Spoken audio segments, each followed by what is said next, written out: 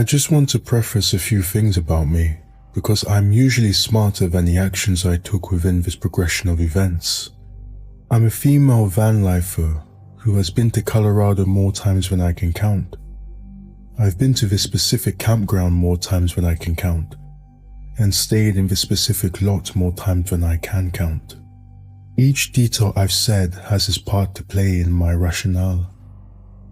I drove a full 500-mile stretch between Springville, Utah and Allensburg, Colorado, only stopping to get gas. It was fairly routine at this point. However, one thing I often failed to plan was when to leave places so I could arrive at my destination at an appropriate time. If a museum or roadside attraction caught my eye, I'd stop. If I struck up a conversation with someone, I'd yap endlessly. If I was tired before even leaving, I'd sleep in. The latter of the three was the reason why I chose to embark on that 8-hour drive at noon. That put me arriving in Allensburg at 8:30 p.m. It was fall, so the sun had set a while ago. I was bleary-eyed when the light of the pay booth cracked between the trees. Relieved to see it, I cut my vehicle to the left so I could reach the ticket dispenser and input my code. Surprisingly, however, there was someone manning the booth this time. A portly older gentleman greeted me, a bushy mustache hiding a thin smile. "Class B RV minivan campervan, lot 25. Was wondering when you'd show up," he cracked, looking at his computer screen. He probably knew it was me because I was among the last that showed up for their reservation. He issued me a ticket to put in my dash before giving the perfunctory briefing about the bear boxes and the prevalence of mountain lions. "I can check your lot before you park if you'd like." I don't know why I told him no. I pulled forward. RVs go 1 mile uphill to the left and cyclists and pedestrians go to the right. I felt adventurous, though, and knew the path well enough. I knew a few spots further up that they only use whenever a main RV area gets overbooked. It's about 3 miles from the pay booth. I arrived at my unofficial lot and began to prepare my vehicle.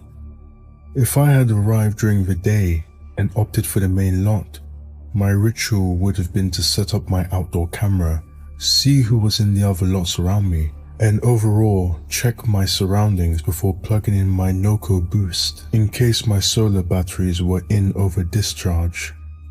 However, I don't have the safety of the sunlight on my side anymore. No one of any gender or stature should arrive at campsites alone at night, but certainly not solo female travelers. Everything that would keep me safe was inside the van, so inside the van is where I would stay. I put up my window covers, leaving one window open, as that was the window that I'd vent my portable AC out of. It didn't worry me too much because I had a custom-built window insert that was a black panel with cutouts for 2 exhaust fans so I can have a closed window while still venting my AC. I plugged my AC into my interior DC outlets and pulled out my laptop. I was exhausted, but I couldn't allow myself to sleep. Bad habit. Despite the fatigue of arriving late, I was in the mood to trip. I had psychedelic mushroom gummies on hand, those legal ones, not psilocybin ones. I took 2, an amount inconsequential to me, but still enough to alter a few things about my world. About 5 hours into the night, the colors violently erupted into my vision, saturating the supernatural episode I was watching into a strange color spectrum. All the silhouettes of every object was lined in yellow, blue, and red, as if everything was being refracted through a prism. Moving bodies left an afterimage in the shape that their bodies took in the frame before. I could hear every noise, and every noise sounded slow but clear. I hear a stirring outside my vehicle. Immediately, a state of unease overtook me. Only when I muted my laptop did the sound graduate into a rustling, then a full-on thrashing. Branches fell, some of which being onto the hood of my vehicle. I cursed, grabbing my keys so that I could turn on the headlights and assess the damage from inside the vehicle. I pulled the curtain between the rest of my vehicle and the cab and got into the front seat. Sure enough, a tree limb landed on my hood, but there seemed to be no denting. There was also a slightly foul smell that befell my surroundings. I took note, but it didn't distract me from remaining here. Relieved that there was no damage to my vehicle, I resumed to business as usual. It wasn't 15 minutes later when a violent resounding thud erupted onto the roof of my van. The whole van shook and my lights flickered. My heart thumped an arrhythmic pattern. The sheer magnitude of the sound was along the lines of when a jolt of thunder pulls you out of your sleep and you wake up sweaty and confused. Minutes of silence filled the air while I caught my breath. The air that filled my lungs was sour and tasted of rot. More of that foul air seemed to be rushing into my van and affecting my senses like a miasmic plague. I rushed to close the regular van windows over my exhaust fans, putting my shirt over my nose to shield me from that smell. In my altered shroom-induced state, the smell brought upon visions of speckled black dots. They looked like fissures forming on blackened, rotten flesh.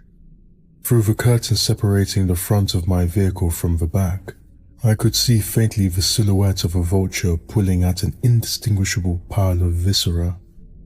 Its talons tapped on my dashboard as it tries to gain its footing to tear a piece of flesh. Panicked, I switched on my headlights to see that all I was actually seeing was the silhouette of the branch that had fallen on my vehicle earlier. A gust of wind was knocking it against my dashboard. My eyes are playing tricks on me. At this point, the self-awareness that I was tripping out of my mind brought me to comfort. That and the knowledge of the 9mm that I kept strapped behind the passenger seat. I remembered the park ranger's warning about the mountain lions, and a sudden revelation came down on me like a pile of bricks. Mountain lions store their prey in trees sometimes. A deer fell out of a tree onto my roof. That's all.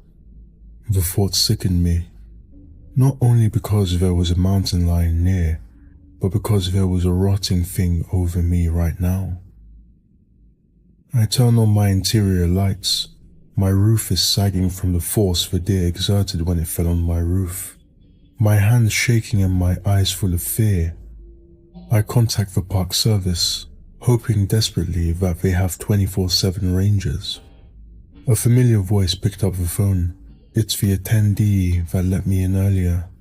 If I don't make sense, it's because I'm tripping really bad right now, but I think a mountain lion put a deer in a tree and it just fell on my van. You gotta help me. I'm seeing visions of whack stuff and I need someone to come help me. Please, I'm not in lot 25 like I should be. I'm on the upper side, in the first section. It's the unmarked one, but it's right next to the path. You gotta help me. My head was swimming and the contents of my stomach threatened to eject themselves. I've dealt with dead things, rotten things before. I've taken bones from roadkill, but this felt different. I don't know if it was because I was tripping, but something was wrong. Terribly wrong. The sound of something rolling off the roof and sliding down the side of my van brought me out of my thoughts. It sounded like metal against metal, clear as day. I cautiously parted the window cover on the side that it fell. I shined my tack light out of the window and there, lying on the ground, was a flashlight. My stomach fell. The next moments passed like a decaying VHS tape played at half speed. Time was slow for me right now. Blinking felt like temporary breaks from reality unfolding in front of me, so I blinked and blinked until reality left me completely.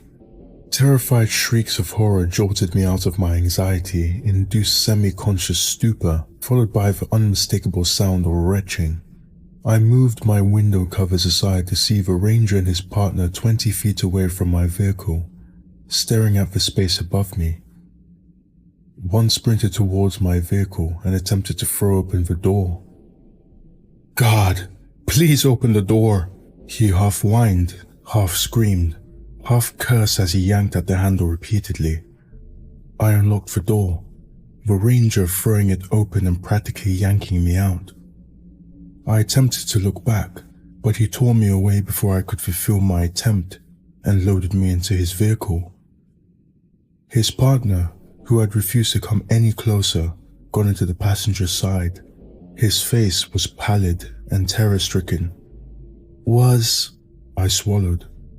Instead of asking the dreadful question, I opted to look back at my abandoned van to see what was unmistakably the placid corpse of a man in a neon windbreaker. His head was twisted impossibly, hanging over the side of my solar panel. Unblinking eyes stared after us.